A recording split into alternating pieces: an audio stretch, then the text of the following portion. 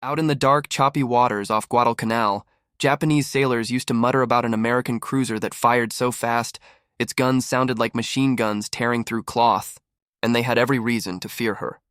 The USS Helena CL-50 should have been destroyed at Pearl Harbor, but she survived.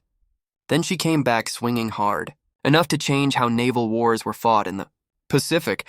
This is the story of that tough-as-nails ship, the one that refused to die, and the 1,000 men who turned a hunk of steel into a legend. Back then, everyone thought battleships ruled the waves and aircraft carriers were the future. But Helena proved even a light cruiser, crewed by folks who refused to back down, could shift the course of history. Her story doesn't start in battle, though. It starts in the gritty years of the Great Depression, when America was clawing its way back from hard times. The Navy had a big plan: modernize the fleet with ships that could hit like a sledgehammer and move fast enough to outrun trouble. That's where the St. Louis-class cruisers came in, including Helena. On a cold December day in 1936, they laid Helena's keel at the Brooklyn Navy Yard. The workers hammering her steel plates and welding her armor weren't just building another warship. They were forging something that'd later fight to keep them, and everyone back home, safe. No one there could have guessed what hull number 50 was about to go through. Helena stretched 608 feet from bow to stern, slim enough to slice clean through the waves. But her real superpower was her guns, 15 6-inch rifles, grouped into 5 triple turrets. These weren't your average naval guns. They could fire 8 to 10 rounds a minute per barrel. Do the math. That's up to 150 shells a minute from her main battery alone. No wonder the Japanese started calling her the machine gun cruiser. It wasn't a compliment. It was a warning. She had backup, too. 5-inch guns that could blast enemy planes out of the sky or tear apart destroyers. 4 powerful turbines pushed her through the ocean at 32.5 knots, and she could sail 10,000 nautical miles without refueling. But numbers and specs only tell half the story. What made Helena special was her crew. 868 officers and men who turned steel and gunpowder into something close to immortality. On August 27, 1938, Helena slid into the East River, christened by the wife of Montana's senator. The champagne bottle against her bow was supposed to bring luck, but luck, for Helena, would be a funny thing. Her early years read like a peacetime travel diary. After being commissioned in 1939, she sailed to Uruguay. There, her crew got a haunting look at what could be their fate: the wreck of the German battleship Graf Spee, scuttled after a fight. The young sailors stared at the twisted steel and wondered if they'd meet the same end. But the Pacific was calling, and Helena answered. By 1940, she'd joined the Pacific Fleet in Hawaii, drilling endlessly: gunnery practice, damage control, navigation. The boring, grueling work that turns regular guys into hardened warriors. As 1941 drew to a tense close, Helena went to Mare Island for upgrades. The Navy had a hunch trouble was coming, so they fitted her with new anti-aircraft guns, like giving a boxer brass knuckles right before a brawl. On December 7, 1941, she was moored at Pearl Harbor's berth 1010. The big battleship Pennsylvania was supposed to be there, but the dry dock needed her more. That mix-up might have saved Helena, or just delayed the fight. At 7:57 a.m., Japanese pilots roared in. They thought they were targeting Pennsylvania, but through the morning haze, Helena looked close enough. One pilot let loose a torpedo that sliced under a nearby mine layer and slammed into Helena's side, right below her armor. The explosion tore through her engine rooms like a giant fist. Engine room 1 and boiler room 2 turned into twisted metal in seconds. Seawater gushed in through a hole big enough to drive a truck through, but Helena didn't go down without a fight. Within 2 minutes, her forward generator kicked on, and power surged to her guns. As Japanese planes circled for a second attack, her anti-aircraft batteries opened up, defiant, even as the ship was sinking around them. 4 bombs exploded just off her sides, showering the decks with shrapnel. But somehow, between the crew's stubborn damage control and pure grit, she stayed afloat. The Japanese pilots later reported her sunk. They were dead wrong. They'd only woken up a sleeping beast, and she'd remember. For days after Pearl Harbor, Helena looked like a wounded animal, water sloshing in her hull, pumps working non-stop to keep her above water. But by December 9th, she limped into dry dock. The Navy didn't just patch her up, they rebuilt her into something deadlier. They swapped her old conning tower for an open bridge, better for night fights. ripped out outdated anti-aircraft guns for tough new Bofors cannons, and most importantly, fitted her with brand new SG surface search radar. That radar could see through darkness and fog, spotting enemy ships before they even knew the Americans were there. Suddenly, Helena wasn't just a cruiser, she was a hunter. Her crew trained like fanatics after that. Gunners drilled until they could load and fire in their sleep.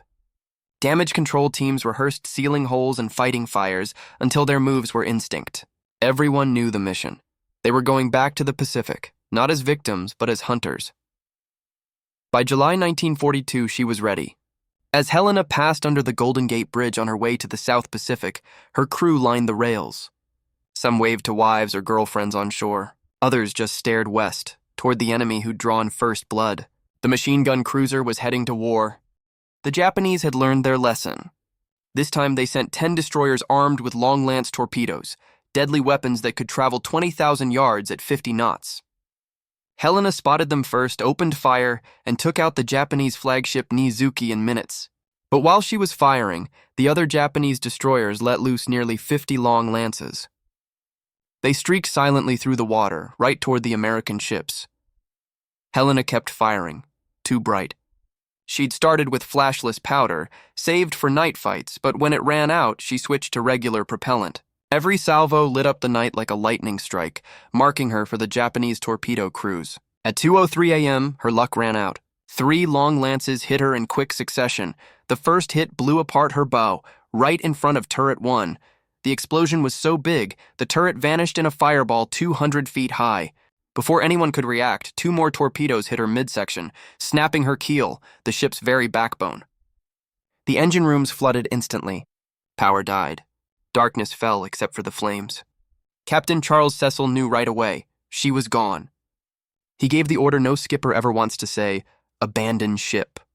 But Helena's gunners weren't done. Even as the ship started to fold in half, her aft turrets kept firing. Turret 4 shot until seawater flooded its chambers. Turret 5's crew cranked the guns by hand, firing until the ship listed so steep they couldn't lift the barrels anymore. Then Helena broke apart. The bow sank first. The stern floated free, with nearly 400 men clinging to it. The destroyer Nicholas raced in to help, pulling men out of the oil-slicked water even as Japanese ships prowled nearby. By dawn, they'd saved 739 men, but hundreds more were still floating, or stuck on the stern. Admiral Ainsworth had to make a terrible choice: stay and risk an air attack or leave. He ordered the destroyers to withdraw. For the men left behind, the next few days were hell. The sun burned their skin, salt water stung their wounds, and sharks circled. But they stuck together. Lieutenant Commander John Chu took charge on the floating stern, rationing water and keeping order. When Japanese planes strafed them, they hid under twisted steel. They might have been lost forever if not for a coast watcher, Reverend AWE Sylvester, on Vella Lavella Island. He spotted the survivors and worked with local islanders to send word to the U.S. Navy. A few nights later, destroyers slipped back in and pulled 165 more men out. As they finished, Helena's stern finally sank, like she was waiting to make sure her crew was safe first. 88 men had drifted to Japanese-held Vella Lavella. They hid for a week, living on coconuts, until destroyers came for them in a daring daylight rescue. Out of Helena's 868 crew, 168 didn't make it home, but 700 did, saved by the courage of destroyer crews, local islanders, and their own stubborn will to live. The Navy gave Helena 7 battle stars and the first ever Navy unit commendation for a ship. But her real legacy wasn't medals. She changed how the Navy fought. Radar became standard for night battles. Flashless powder was never skimped on again, and new damage control rules saved countless lives later. For decades, no one knew exactly where Helena lay in Kula Gulf. Survivors held reunions, getting fewer every year, but they never forgot her. Then in 2018, Paul Allen's team found her, 2,800 feet down, her hull number 50 still clear on the stern. Her turrets were still pointed out, like she was ready to fire one more salvo. Today, Helena is a war grave. Coral covers her turrets, fish glide through her silent decks. But her story isn't buried with her. She was a ship built by Depression-era workers, crewed by boys who became men, and forged in the fire of Pearl Harbor. The Japanese called her the machine gun cruiser, but she was more than that. She was 868 Americans who refused to quit, who turned a near death at Pearl Harbor into victories that turned the tide of the Pacific War, who fought until the sea swallowed their guns. In all of naval history, few ships fought harder, fell braver, or left a prouder legacy than the USS Helena CL-50. Her crew always knew the truth. She was one hell of a fighting ship. The Solomons in late 1942 were a green hell. America and Japan fought savagely for every foot of jungle, and Guadalcanal, with its vital airfield, was the grinding heart of the fight. Every night, Japanese ships raced down the slot, the narrow channel between the islands, to shell U.S. positions and drop off reinforcements. By early October, Helena joined Task Force 64 under Admiral Norman Scott. Unlike most admirals who clung to old battleship tactics, Scott knew radar and rapid fire would win these night fights. But strangely, he made the USS San Francisco his flagship, instead of radar-equipped Helena. On October 11th, the day of reckoning came. American planes spotted a Japanese force, 3 heavy cruisers, 2 destroyers, heading for Guadalcanal to bombard U.S. troops. Scott moved his ships into position off Cape Esperance, ready to spring a trap. As night fell, Helena's radar operator, Radioman 3rd Class Robert Brown, leaned over his glowing screen. At 11:25 p.m., a blip appeared. Enemy ships, 27,700 yards away. Helena spotted them long before the Japanese had any clue they were there. Admiral Scott, operating blind from San Francisco, fumbled with orders. On Helena's bridge, Captain Gilbert Hoover grew frustrated. His radar showed enemy ships just 5,000 yards away, point blank for those fast guns, but Scott hadn't given the go-ahead. Finally, when Scott mumbled a vague, "Roger," Helena's crew took that as permission. They opened fire. Her turrets, already locked on target, erupted. The first salvo slammed into the Japanese heavy cruiser Ioba, catching her completely off guard. Shells tore through her bridge, killing Admiral Goto instantly. The Japanese admiral thought he was being attacked by his own ships. He never imagined Americans could hit that hard, that accurately in the dark. Helena's gunners fired so fast, spent brass shells clattered across the decks like rain. The muzzle flashes lit up the night, and that's when the machine gun cruiser nickname stuck for good. The Japanese cruiser Furutaka tried to shield Aoba, but sailed straight into a storm of steel. Helena's shells hit her torpedo mounts, igniting Japan's feared long-lance torpedoes right on her deck. Furutaka burned like a funeral pyre before slipping under the waves. In just 14 minutes, it was over. Helena had fired more than 1,400 shells, her gun barrels glowing cherry red. The Battle of Cape Esperance was America's first decisive surface victory over the Imperial Navy. Helena proved the U.S. could win night fights, the battlefield Japan thought was theirs alone. When dawn came, oil slicks and debris floated where Japanese ships had died. Helena's crew, drained but electrified, had tasted victory for the first time. It wouldn't be their last. By November 1942, both sides were desperate at Guadalcanal. The Japanese sent 2 battleships, Hiei and Kirishima, to smash Henderson Field, the airfield that kept U.S. forces alive. Admiral Daniel Callahan, brave but inexperienced, took charge of the task force and made the same mistake as Scott. He chose San Francisco as his flagship, not Helena. On the night of November 12-13, Helena's radar picked up the Japanese force entering Iron Bottom Sound, the stretch of water so full of wrecks it had earned that grim name. What followed wasn't a naval battle, it was a barroom brawl with 14-inch guns.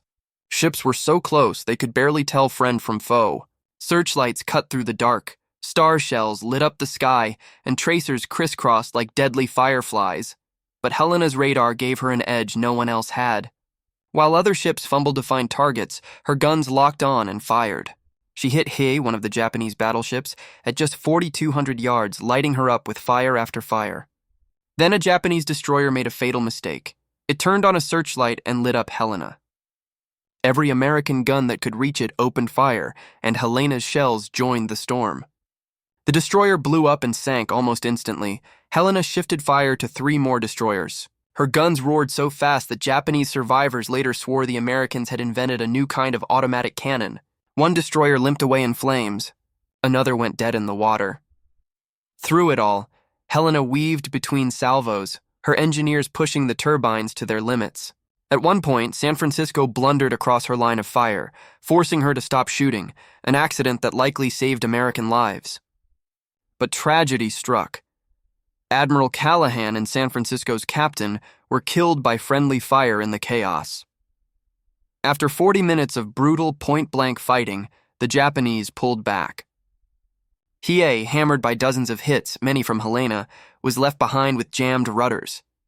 The next morning, American planes finished her off, making her the first Japanese battleship lost in the war. Helena emerged with just one man dead and minor damage. Her gunners had fired over 2,500 rounds, their barrels worn thin. But she'd done her part. She'd stopped the Tokyo Express in its tracks. Henderson Field survived, and from its runways, American planes tore apart Japanese transport ships days later. Between the big fights, life on Helena was a grind. The Solomons were unforgiving. If Japanese shells didn't get you, malaria or dengue fever might. The crew got that 1,000-yard stare of guys who'd seen too much, too young. But they found small ways to survive. Helena's laundry was famous for pressing uniforms even after battle. The ship's band, the Helena Hotshots, played swing tunes on deck between missions. And when the ice cream machine worked, men would trade almost anything: Spam, extra cigarettes, even their last letter from home for a scoop. It was the smallest thing, but it reminded them what they were fighting for. By July 1943, Helena had been through so much. She'd bombarded enemy positions, chased Japanese ships, and survived more close calls than anyone could count. But the crew felt something off about the next mission, intercepting a Tokyo Express run in Kula Gulf. The moon was full that night, no darkness to hide behind, even with Helena's radar. Maybe it was just the law of averages catching up. She'd been lucky for too long.